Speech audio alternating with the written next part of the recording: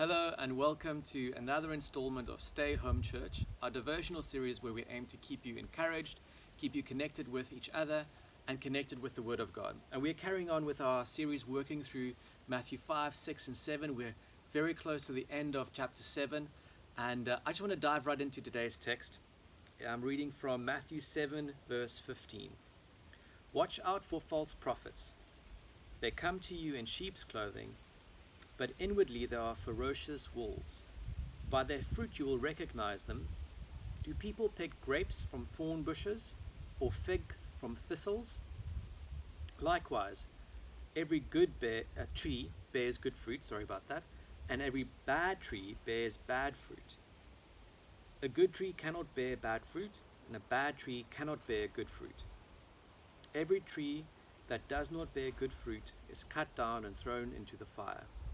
Thus, by their fruits, you will recognize them. So I've got a question for you. As we read today's text, how did that make you feel?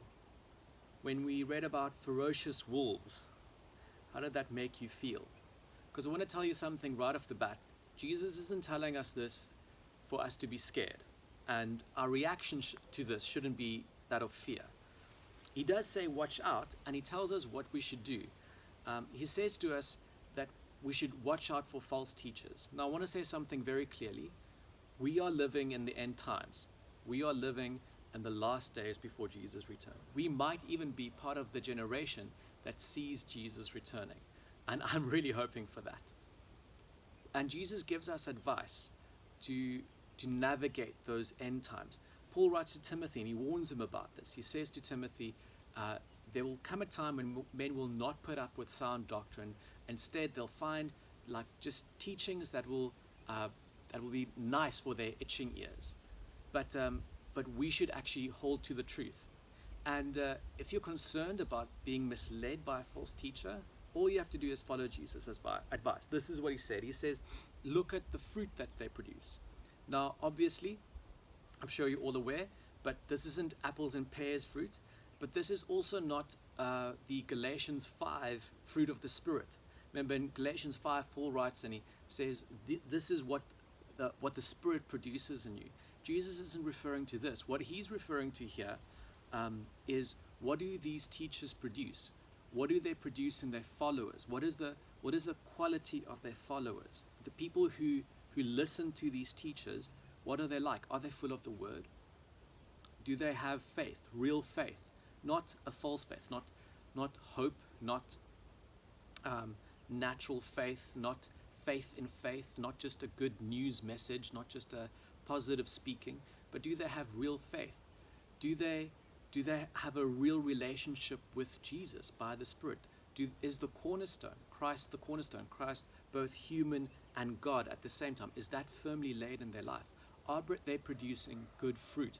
Are those who follow them full of the word of Christ? And if they're not, then don't follow them.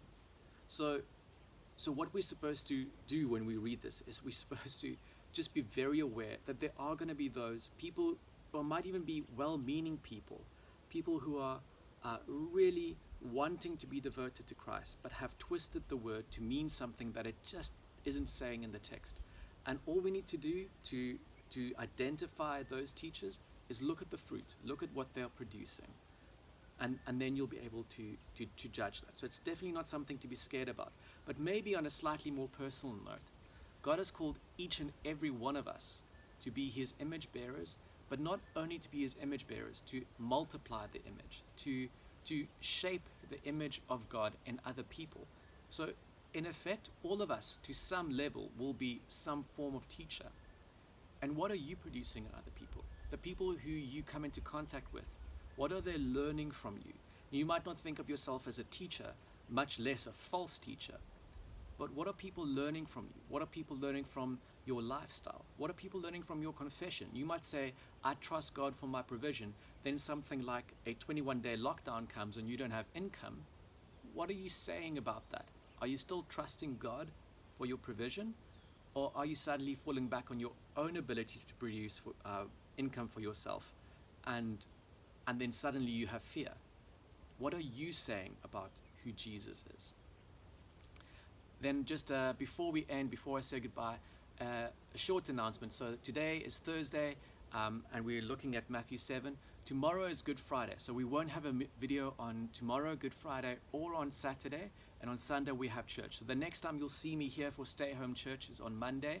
But if you want to follow us for how we're observing Easter, then please head over to our Facebook page to download the content there.